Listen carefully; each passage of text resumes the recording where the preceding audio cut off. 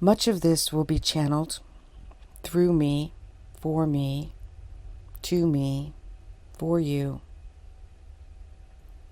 Much of it is previously channeled knowledge and personal knowledge.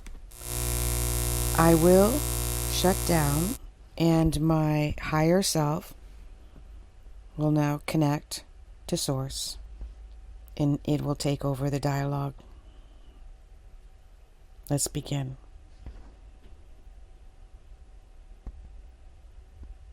Balance.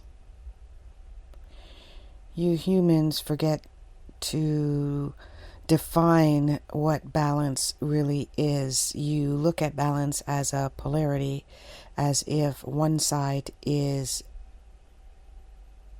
opposing the other side, as if the differences are so innate that you cannot differentiate between which one is right and which one is wrong. Sadly, the understanding of that has been dispelled and dismissed from many of your teachings, culturally, philosophically, and through religion. You see, you cannot live without one or the other, for one would not exist without the other. And it is a combination in the blending of the two in which you want to achieve on a regular basis. And if you look at your life as a constant state of duality, you will see these oppositions merge in the most simplistic areas of your life, and yet also in the most complicated parts of your subconscious, in the shadows where it lurks, in which you ignore one side of duality and focus on the opposite side, thinking that you're only living in a negative, fear-based existence, only because you are blinded to the opposite, which is freedom, liberation, peace, and love. So let us give you an example of this duality. Very simple example. We will use the weather. We have rainy days, cold days, natural disasters, tornadoes, hurricanes, cloudy days, dewy days, days without sun. These you humans would consider a very negative way to live on a regular basis.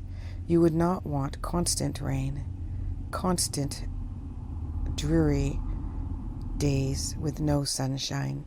You would not want to have constant high winds every single day. What is the opposite of that? It's obvious. Sunshine, slight breeze, not too cold, not too hot, calm, relaxing, long days, short nights, cool nights. This would be your perfect weather. Now imagine having non-stop sun, non-stop calm days with no moisture, no dew, no wetness. I think you're starting to get the picture. We would end up in a drought. Nothing would grow. We'd have nothing to eat. Specifically before modern age. We might become sunburnt or dry. And yet if we have a balance and a mix of both, just enough cool days, just enough wet days, just enough rain, and just enough sunshine and wetness, then everything and everyone would strive. Now let us add a little twist to this.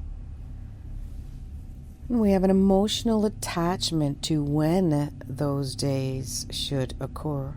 If you are a farmer, you may want more wet days.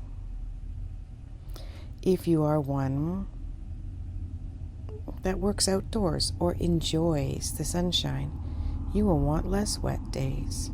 If you have an event coming up, you do not want that day to be wet, rainy, dreary. You want it to be sunny. But possibly there is somebody else, maybe right across the street from where you live, that really wishes for a rainy day. If you are emotionally attached to your desire being fulfilled for whether your day is wet or dry, or sunny or gloomy, you will suffer.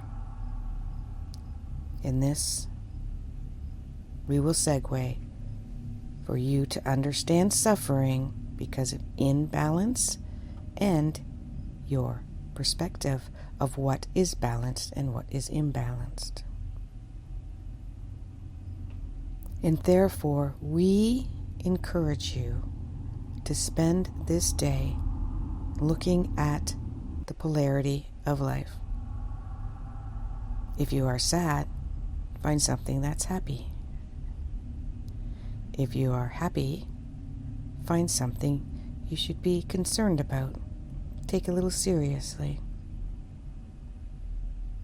If you are lost, discover where you have been found and heard. And if you overshare or you're over-communicating, acknowledge that you have hurt somebody emotionally, spiritually, or psychologically. The key is not to have one or the other.